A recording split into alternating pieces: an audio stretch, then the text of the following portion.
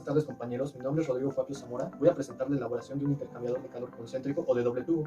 Para elaborar nuestro dispositivo necesitamos los siguientes materiales: un tubo de PVC de 2 pulgadas de diámetro por 70 centímetros de longitud, otro tubo preferentemente de cobre de media pulgada de diámetro por 1 metro de longitud, 2T, 2 tapas, 1 metro de manguera y un embudo.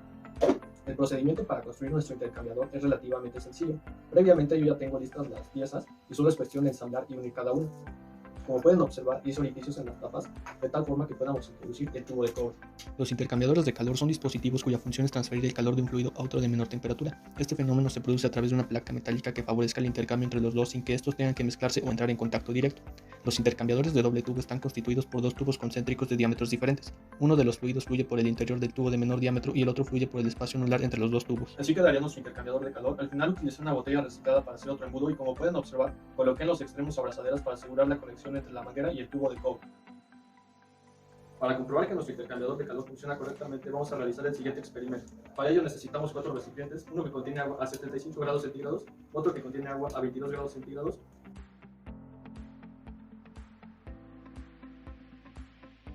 los dos recipientes restantes servirán para captar el agua que se filtrará en los tubos.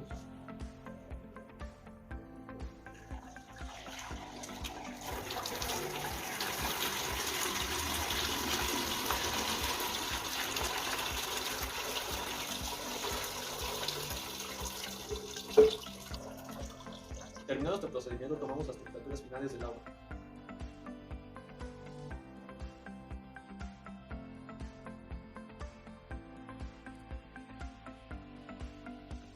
El recipiente que contenía agua a 75 grados disminuyó 6 grados.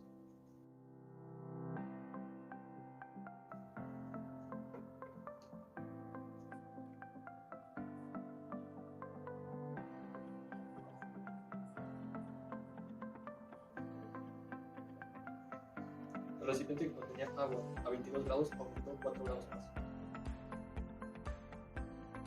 Con esto podemos decir que nuestro intercambiador de calor funciona correctamente.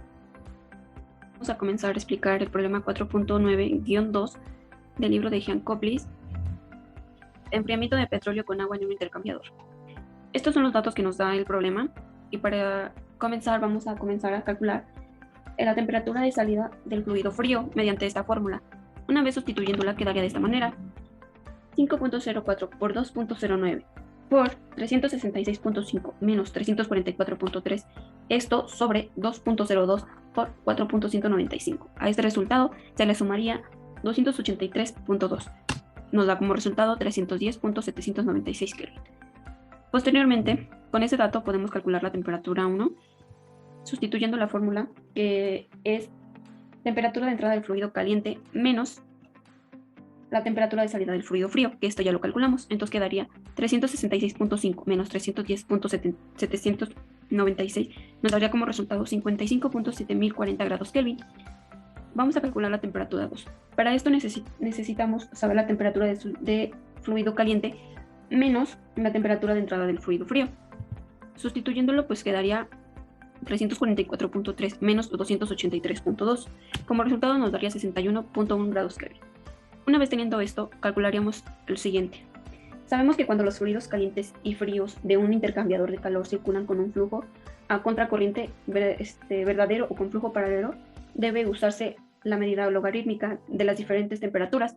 Entonces vamos a usar esta fórmula. Una vez teniendo los datos de la temperatura 1 y la temperatura 2, vamos a sustituir esta siguiente fórmula.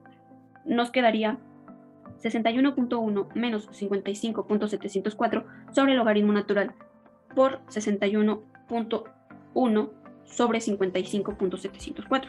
Como resultado tendremos 58.3604. Vamos a calcular esta siguiente fórmula, que estos son los datos que nos da el problema y un dato que nos da la fórmula que ya resolvimos anteriormente. Quedaría de la siguiente manera: 366.5 menos 344.3 sobre 310.796 menos 283.2 nos daría como resultado 0.8045. Estos datos también nos los da el problema y nos da una fórmula que ya resolvimos. Sustituyéndola quedaría 310.796 menos 283.2 sobre 366.5 menos 283.2 nos daría como resultado 0.3313.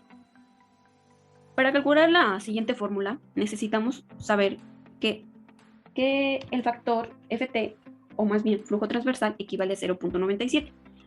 Ese es el dato que necesitamos saber para esta fórmula. Entonces, una vez sustituyendo, vamos a saber que 0.97 por 58.3604 nos da un resultado de 56.6096.